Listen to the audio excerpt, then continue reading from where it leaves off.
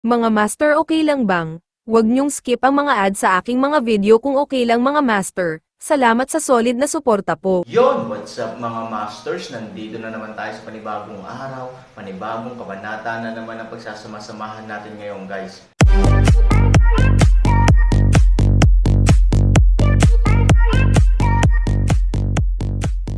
Bali mga masters, kung bago ka pa lang po sa aking YouTube channel, please click the subscribe button, lalong-lalo na po yung notification bell guys, para maging connected pa rin tayo sa isa't isa at maging updated kayo sa mga susunod ko pang video. Bali mga masters, bago natin umpisahan ng kwento ay mag-shoutout po muna tayo para sa mga solid nating tagapakinig. Shoutout kay Arjen Madla. Shoutout kay Paul Larisma. Yun na nga mga masters, no? Bali hindi na ito patagalin. In 3, 2, 1, let's go! Nang marinig ito, natigilan ang apoy na halimaw noong una. Naturally, hindi niya inaasahan na sasabihin ni Aaron ang ganoong pangungusap. Pero sa halip, napaisip siya at muling tumawa.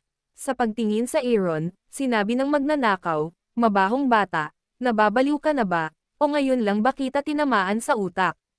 Ang iyong anak ay may sakit, hindi ba? Gaano karaming puwersa ang ginagamit mo? Ang tanga mo ay kayang gumawa ng higit sa anumang bagay. Hindi ka mapipilitin ng ganito sa akin." Galit na galit siya. Dapat ay lumuhad si Aaron sa lupa at humingi ng awa, sa halip na makipag-usap sa kanya sa ganitong tono. Ito ay talagang hindi matiis at galit. Para sa kanyang pagbulyaw, si Aaron ay hindi lamang nagkaroon ng kaunting galit, kundi pati na rin ng isang mahinang ngiti. Sa sandaling ito at sa sandaling iyon, ang pagpindot ng ganito ay hindi nangangahulugan na ako ay matatalo, kaya bakit hindi ko magawa ito? Tulad ng mas dapat mong malaman kaysa sa akin na ang paggalang sa iyong mga kaaway ay talagang paggalang sa iyong sariling buhay. Hindi ako natatakot na sabihin sa iyo na ngayon ko lang nagamit ang kalahati ng lakas ko.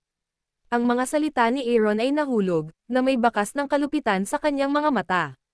Kasabay nito, unti-unti niyang pinalakas ang kanyang mga kamay. "You're bragging to me. How can you be half powerful? You." Umungal ang galit at hindi naniniwalang apoy na halimaw, ngunit siya ay ganap na tulala sa kalahati. Dahil halatang nasa kalagitnaan ito ng kanyang dagandong, malinaw niyang naramdaman na ang isang malaking puwersa ay kumakalat mula sa Aaron sa oras na ito, at nagsimula siyang kontrahin ang kanyang sarili ng buong kabaliwan. Sinubukan niyang lumaban, sinubukang dagdagan ng bahagya ang kanyang lakas para sugpuin, ngunit sa sandaling ito, ang kanyang kapangyarihang pigilan si Buddha ay parang hindi kumakain. Mag-counter pressure Aaron, hindi na niya mapigilan ang sarili na umatras.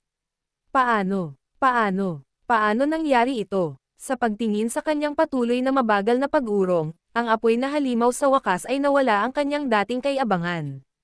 Isang mukha na walang opisyal ang nagpakita pa rin ng malaking bibig ng gulat. Gayon din siya, at gayon din ang tatlo pang halimaw. Hindi nila naiintindihan, kahit na ang mga ito ay ganap na lampas sa kanilang katulusan. Paano nangyari ito? Si Brother Ming Mang ay gumawa ng ganap na pagsupil sa bata. Patay na lang ang buhay niya at hinding-hindi makakatakas, kumpletuhin pa ang tinatawag na counter-attack. Pero totoo at didikit din ang nakikita mo sa harap mo. Para sa kanilang sorpresa, ang Aaron ay walang kahit katiting na pagbabago sa emosyon. Talagang hindi niya dinaya ang apoy na halimaw.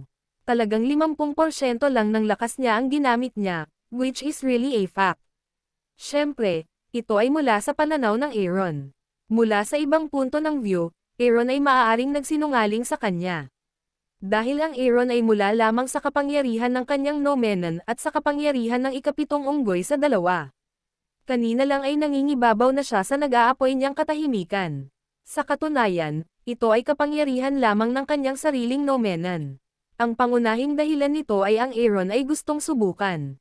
Subukan kung ano ang magiging epekto ng iyong lakas pagkatapos ng espiritual na diwa ng ikapitong unggoy. Nawala. Kung ikukumpara sa Fire Monster, natalo ang Aaron. Ngunit ang Aaron ay hindi malungkot, ngunit lubos na masaya.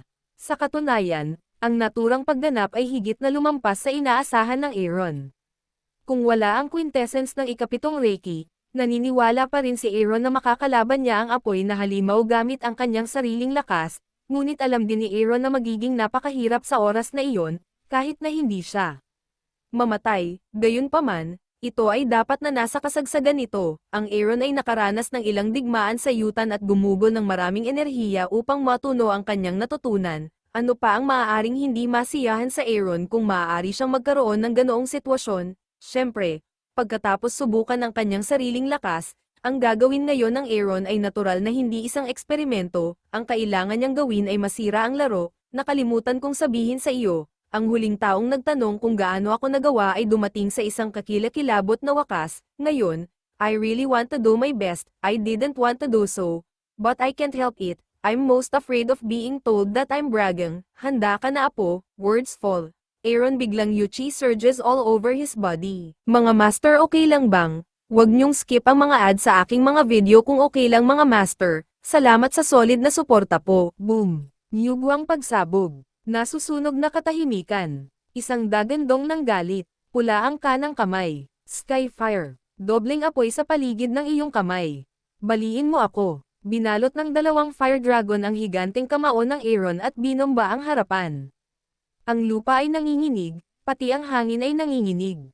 Ang kalangitan ay pula, ang buong nakapalibot na anti-Buddha ay naiilawan, at maging ang hangin ay ganap na tahimik sa sandaling ito. Sinubukan ng halimaw na apoy ang kanyang makakaya upang labanan, at hindi mabilang na tubig ng apoy ang patuloy na tumutulo sa kanyang katawan. Pakiramdam niya ay halos nasa limitasyon na ang kanyang katawan. Ngunit hindi pa rin mapigilan ang mga kamao ng siyang Aaron, at kahit bahagya pa siyang umaatres. Palam. Ang mga salita ni Aaron ay nahulog, at ang kanyang kaliwang kamay ay bahagyang umindayog. Sa isang iglap, naramdaman na lamang ng apoy na halimaw na biglang tinamaan ng bundok ang sarili. Hindi man lang siya kumain ng mahirap na trabaho, at ang buong tao ay direktang natalo.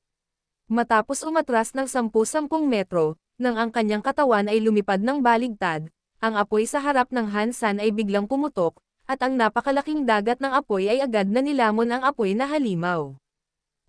Sa dagat ng apoy, ang apoy na halimaw ay sumigaw at napunit at umungal. Halos hindi makita ang tatlong halimaw mula sa apoy. Sa oras na ito, isang anino ng apoy ang nagpupumiglas sa sakit. Huwag mong banggitin na pinahirapan ka dyan. Nakatingin man dito ang tatlong halimaw, lahat sila ay nakakaramdam ng sakit. Kalupitan, ito ay kalupitan. Bumalik ka. Sa sandaling uminom siya ng mahina, isinara ni Aaron ang kanyang kamay at biglang nawala ang dagat ng apoy. Bumalik na sa normal ang lahat. Tanging isang madilim na anino lamang ang biglang nahulog mula sa himpapawid at tumama sa lupa. Kuya, nang makita ito, ang tatlong halimaw ay nagmamadaling pumunta sa lugar kung saan dumaong ang apoy na halimaw, ngunit ang apoy na halimaw sa oras na ito ay gumugulong na sa buong lupa. Ang halimaw ng tubig ay mabilis na nagpatawag ng enerhiya ng tubig at iwiwisek ito sa halimaw na apoy. Kasabay ng mga putok ng puting usok na umiikot, ang madilim na apoy sa loob ng apoy na halimaw ay lumabas at tumigil sa paggulong at pagpupumiglas. Nakahandusay sa lupa, nakahinga lang siya ng maluwag. Nang makitang ayos na ang panganay na kapatid, medyo napanatag ang loob ni Sanguay at ibinalik ang tingin sa Aaron. Bakas pa rin sa mga mata nila ang galit, ngunit halatang may takot din sa kanilang mga mata. Papa, dahan-daang tinapik ni Aaron ang kanyang mukha gamit ang kanyang kanang kamay, pagkatapos ay ngumiti sa apat na halimaw at sinabing, "Kamusta na? Malakas ba ang mukha na ito?" Kung ibang bagay lang, hindi siguradong mananalo ang Aaron. Bagaman mayroong 7 henerasyon ng mga aura sa katawan, ang apat na halimaw na ito ay matatawag na mga makalangit na hari, at halatang hindi sila ordinaryong tao. Gayunpaman, sa sunog lamang, ang Aaron ay puno ng kumpiyansa. Ang apoy sa langit mismo ay may isang tiyak na init, at ngayon ito ay ang banal na kasanayan ng nasusunog na katahimikan. Ang kumpiyansa ng Aaron ay hindi masasabing sumasabog, ngunit hindi bababa sa ito ay ganap na hindi pangkaraniwang. Maglaro ng apoy. Matatakot ba si Aaron? Ikaw. Nang marinig ang mga salita ni Aaron, nagalit si Sanguay at itinuro ang gustong sabihin ni Aaron, ngunit hindi siya makapigil ng utot ng matagal. Ang mga katotohanan ay nagsasalita ng mas malakas kaysa sa lahat ng mahusay na pagsasalita. Ano pa kaya ang makakalaban nila sa Aaron? Hindi ko alam kung ilang taon ko nang nakontrol ang apoy. Ang walang katapusang apoy sa ilalim ng gubat ay hinigop ko na. Hindi ako naniniwala. Hindi ako naniniwalang matatalo mo ako. Bagamat malubhang nasugatan ang apoy na halimaw, kumapit pa rin siya at itingal na walang gana sa oras na ito. Nakahiga ka, may hindi ka ba pinaniniwalaan? Mahinang sabi ni Han 3,000 sabay ngiti. In addition, since you asked, I'll tell you mercifully. Hindi ka ba umusok ng ground fire? Hindi mo ba nakita yung sinigaw ko? Sky fire. Dahil ito ay apoy sa langit, paano lalaban ang apoy sa lupa? Natapos ang Aaron at nakangiting tumingin sa 4 na halimaw. Nagulat ang 4 na halimaw at nagkatinginan.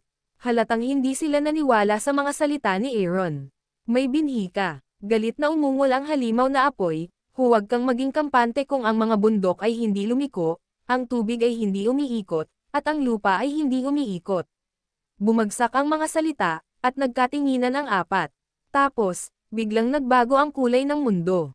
Nang tumangala si Aaron at lumingon, nawala ang 4 na halimaw sa lupa.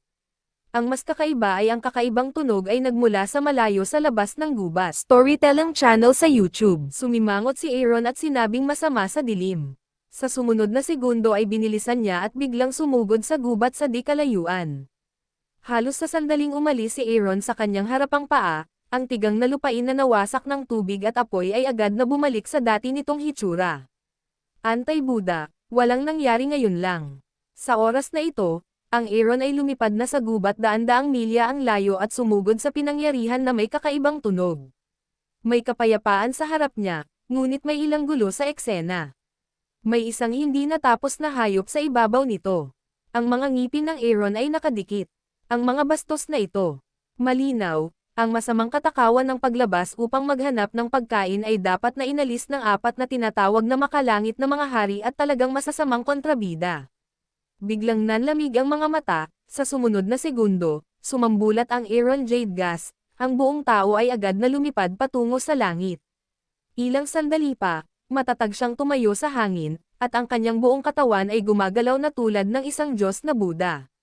Nanginginig ang kanyang mga mata at nagwawalis sa gubat. Galit na umungal si Aaron, kung mamatay ang aking hayop, kayong 4 na daga ay ililibing kasama ko. Pagkatapos nito, lumipad pababa ang Aaron ng walang tigil at humakbang patungo sa direksyon ni Ritan. Hindi niya piniling maghintay. Para sa Aaron, ito ay isang pag-aaksaya lamang ng oras. Hindi niya ito hinanap. Ang paghahanap ng mga bakas ng 4 na lalaki na ito sa malaking gubat na ito ay hindi naiiba sa paghahanap ng karayom sa isang dayami. Kaya ang tanging pagpipilian niya ay ang patuloy na sumulong.